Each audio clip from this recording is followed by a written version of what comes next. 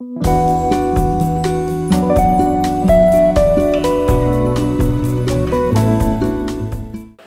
do the four-way test and right now. So my company here is first, is the truth. Second, it's a fair call concerned. Third, will build better friendships. Fourth, will be beneficial to all concerned. And five, will be fun. have fun.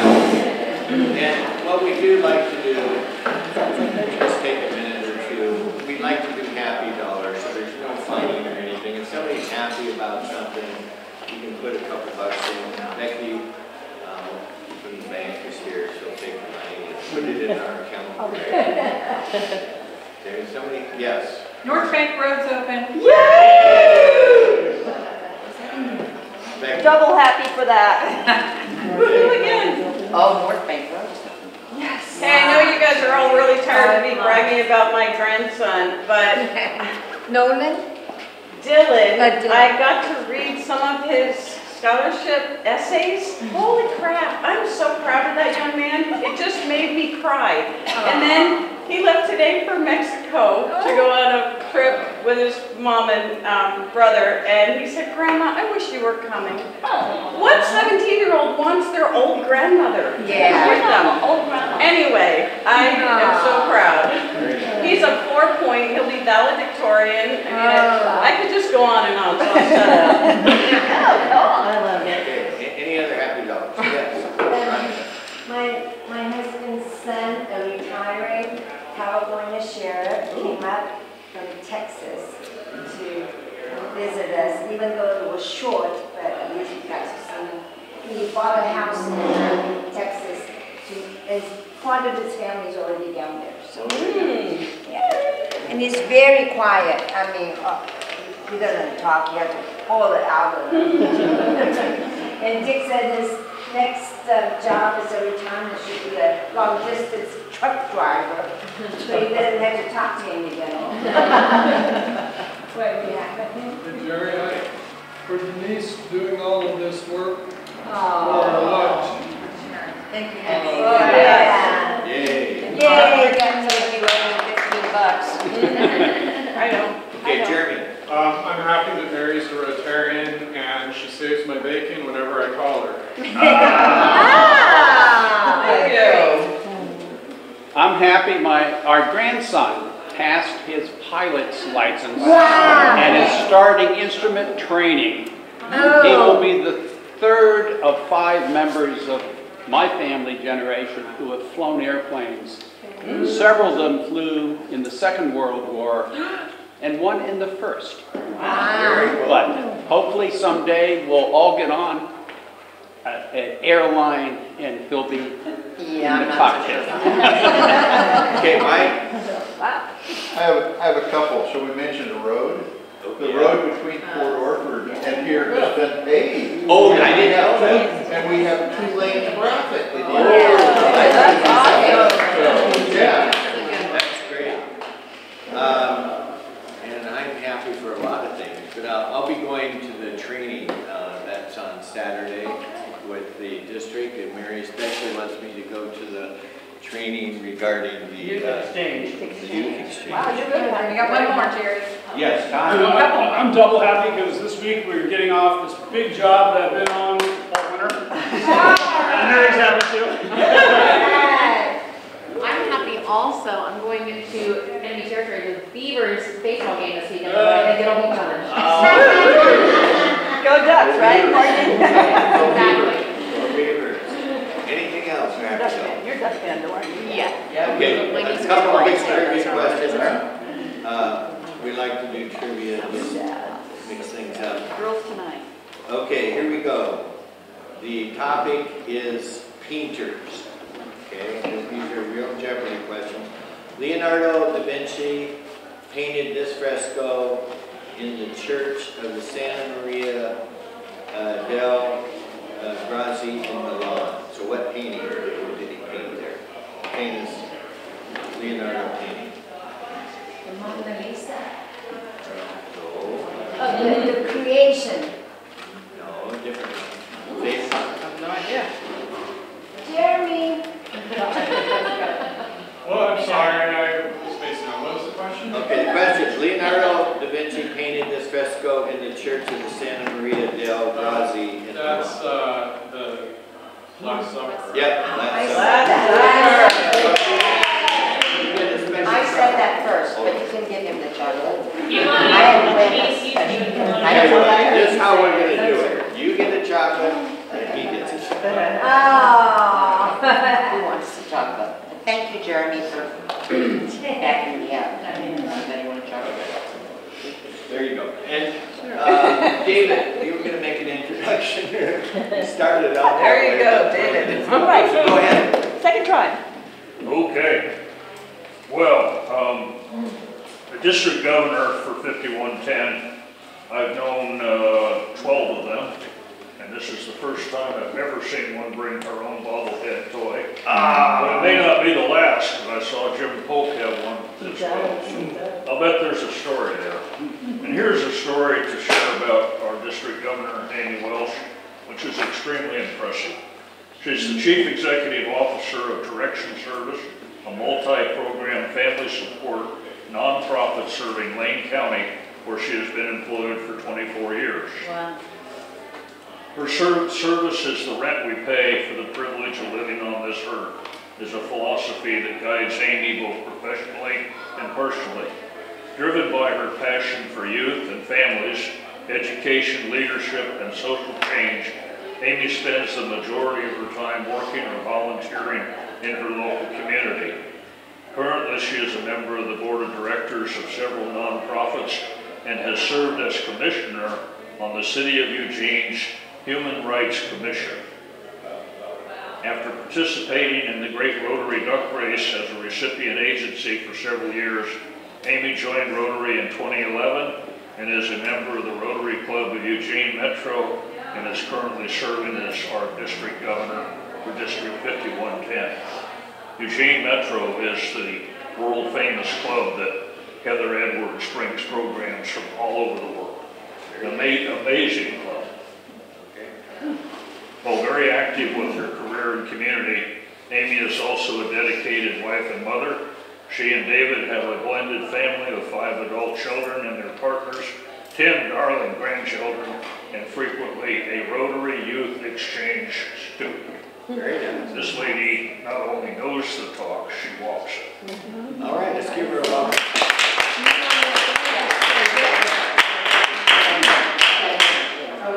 And what we'll do is, what I'd like to do is to circulate some humor too, so that will be circulating.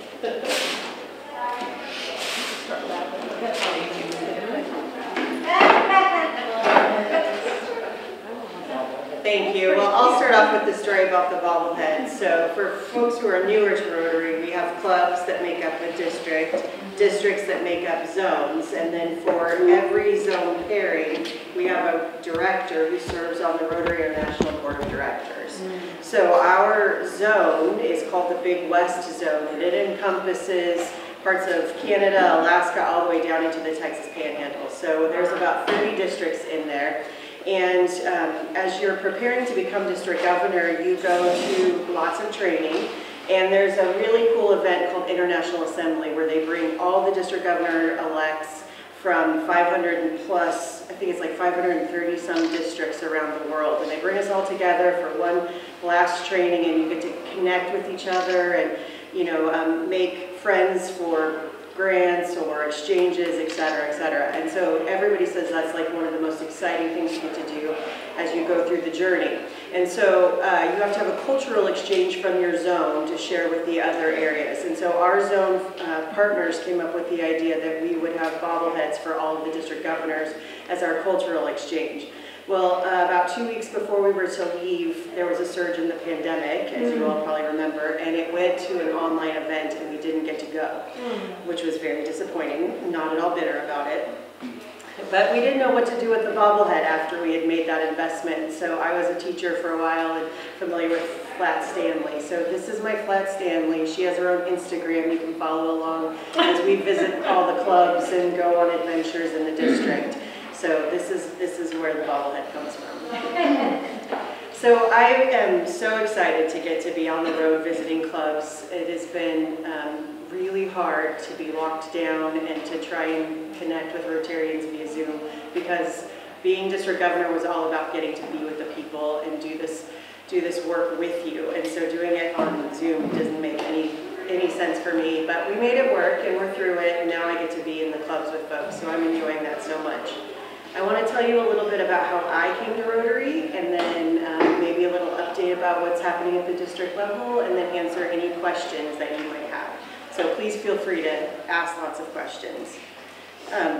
About 15 years ago, I found myself being ushered into a really small, cramped conference room as they led my beautiful 11-year-old daughter away with the promise of some cookies. And I had brought her to this children's hospital 2 hours from home to look for answers as to why she was suddenly so gravely ill. And after 2 days of procedures and tests, I was anxiously awaiting answers. And I sat there in that room by myself. I was newly divorced, and I sat there without a partner and without insurance. My heart started to pound in my chest as I saw the faces of the doctors and specialists and residents and even a social worker who began to join me in that small room, and the pounding turned to the roar of the ocean in my ears as they said the words kidney failure, and my heart just sank. I started to have a small flicker of hope when they discussed possible treatment options, and even with our financial and insurance situation, there was a possibility of joining a clinical trial where they could cover the cost of medicine and treatment. However, in the meantime, I would need to come up with $500 a month to cover the medicine until she could be accepted into that study. I started to panic as my mind raced to think of how I was going to come up with that extra money. And in that moment, I never felt more alone or less capable. The social worker brought my attention back to the room, and she said that there was a fund that was helping families like mine cover medical expenses like this, and she thought that she could get the medicine paid for.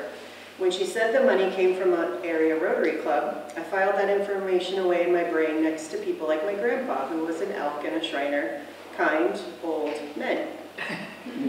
2 years later, I found myself standing in front of a Rotary Club in a professional capacity, talking about the work that my agency was doing with children and families related to a grant from Rotarians in the Great Rotary Duck Race related to prevention and treatment of child abuse.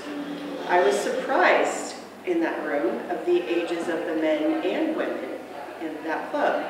And as I listened to them talk about all the things that they were doing during their announcements, from putting books in the hands of first graders to computers in Nepal, clean water in Africa, medical team heading to Guatemala, I was kind of incredulously saying to myself, maybe louder than I meant to, who are these people? And the lady next to me smiled and said, we're Rotarians and you should be one.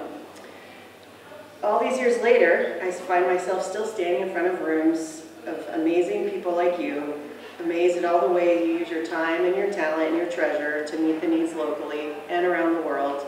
And because of that, I have never felt less alone or more capable. And that's because of you and because of your investments into people that you may never know their names or know their faces, but they could be a little 11-year-old girl who's getting medicine. So thank you for that. So as district governor, you get to talk about the foundation, which is so amazing to me as someone who runs a nonprofit, that we have this incredible foundation that has almost no expenses. Because of the way we take money and we hold it in trust for 3 years, we can use the interest to pay for the expenses. So almost every dollar we give goes exactly where we ask it to go. And one of the really cool things is if you give to the foundation and you designate the annual share, we learned this last week that you have to make sure it says share. 50% of that comes back to the district, that we get to match club funds for district grants. The other 50% goes into the global fund, and that can match our district money and club money when we do a global grant. So the amazing miracle of the way that your $10 and my $10 and your $10 turns into thousands of dollars of impact is just incredible to me. So this year we set a big audacious goal for the foundation to raise $1 million across all of our funds, including polio and other funds. So we usually raise around $750,000 to $800,000, so it's not that big of a stretch, but I think that we can do it. So I appreciate all that you do and give to the foundation. Some of the things we've been doing with the district funds are things I want to talk about next. So, you know, our communities have been hit hard by some natural disasters and over the last few years. And so one of the incredible things that a district can do is bring clubs together and get disaster relief funds. And so we've been able to do that. When the war in Ukraine broke out, we were on a call with the district governor from Ukraine, and Ukraine is one big district, and that district governor was talking about what was happening. We just said, you know, what do you need? How can we help? And his first response was, I need a ladder truck. I need to get people out of burning buildings. And so 9 days later, because of District 5110, he was handed the keys to a ladder truck. And the way that happens is we got a disaster relief grant, we matched it with district funds, and the magic of the Rotary network around the world, we found a used ladder truck and even a volunteer to drive it through Poland to get it to him. It's kind of amazing how that works out. And since then, we've continued to do work in Ukraine. We have raised enough money to sponsor 2 mobile medical units because their hospitals have been bombed out. People were dying of infection or in childbirth. So they have these modular units that are heat and cold resistant and bomb resistant, and they have a small surgical suite in them so that folks can get medical care. And they asked for 70 of them, and 2 of them came from our district. If you follow along on the district site, you can link to the Voices of Rotary, which one of our local district Rotarians is there in Ukraine right now, on the ground recording podcasts and giving families equipment so they can do their own podcasting, which will help them raise awareness of what they're experiencing and also generate some revenue for them. So there's a podcast that shows one of those medical units. I think the one that they're showing is donated by a club in Germany, but you get to see what our district funds have been used for. And then currently, with the leadership of Leanne Mobley from the Bear Creek Club, many of you may have remember the Mobleys, past District Governor Tim and his wife. So Leanne is an incredible grants expert, and she has brought together 9 districts to leverage their funds to buy generators so that they can have power because it's cold and their power grid has been destroyed. So this is how they get heat. So that's what we're doing in Ukraine. Similarly, there are things happening in Syria and Turkey with the earthquake there, and Pakistan with the flooding, which I hadn't heard much on the news about, but there's been devastating floods in Pakistan. So we're partnering with Shelter Box and other disaster relief funds trying to get money in the hands of folks who need it most. So those are some of the things that we've been doing at the international level, but again, you know, there are things in our local communities that folks are doing, and I know that you've been active. We were talking earlier about getting a list of all the grants you've done, so your community is better for all the work you do and the way we leverage it, and that's all possible with that foundation, so thank you for that. This is also an incredible time for women in Rotary. We have our first international president who's a woman, and for folks who aren't aware, it took a Supreme Court decision to let women in Rotary about 35, maybe we're almost on 40 years ago. Math is not my strength. 35. 35-ish? Yeah. 35, because that's the year I became a Rotary. Oh, nice. That's nice that you know that. Thank you for that. Yeah, so, you know, Jennifer Jones is our first woman president, and we'll have another one 2 years from now who is from the U.S. Our Jennifer is from Canada, but they are incredible leaders who show, you know, how well women can lead around the world internationally. I think she's asking us to imagine what Rotary can be and to help us rethink what Rotary can be. And International has given us all the freedom to be flexible so that we can retain our members. And for the first time in many years, we can say that we saw growth in North America. So while Rotary's been growing around the world, it's been struggling in North America. And this last year, we saw the first increase in membership, net increase. And so we can now say, instead of 1.2 million Rotarians around the world, we can say 1.4. So that's encouraging. And it's encouraging that most of the clubs I've been at have new members or new people who are coming, and I've even had the opportunity to induct a few. So I think we've weathered the hardship and the loss that we had through the pandemic and are now coming back to the other side of it. So that's encouraging. But the district exists to support clubs because everything happens at the club level. So we are sort of trying to turn that leadership hierarchy on its head and really think about ways that we can support you all. So we're looking for folks to serve at the district level. Youth Exchange Committee, I'm really passionate about youth exchange, as you heard. I've hosted several and I've sent 2 of my kids on exchange.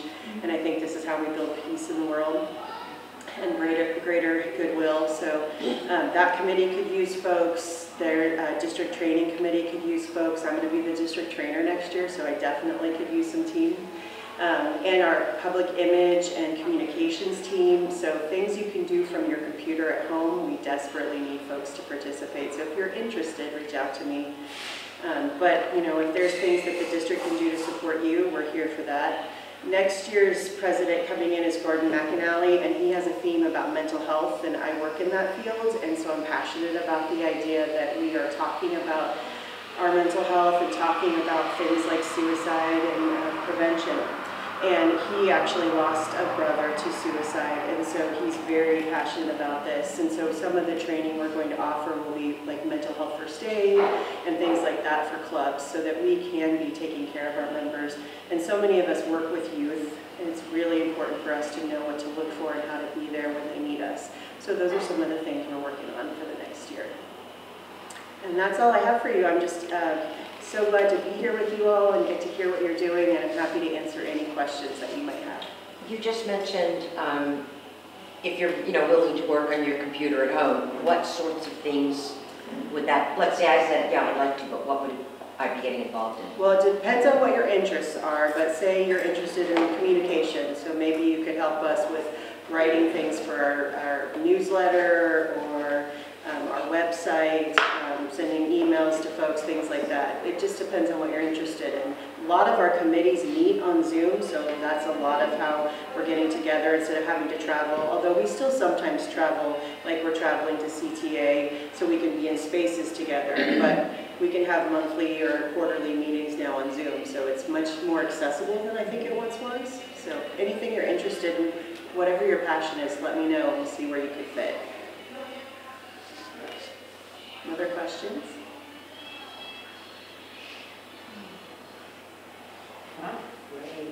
All right, well, you were easy. If you have anything, let me know.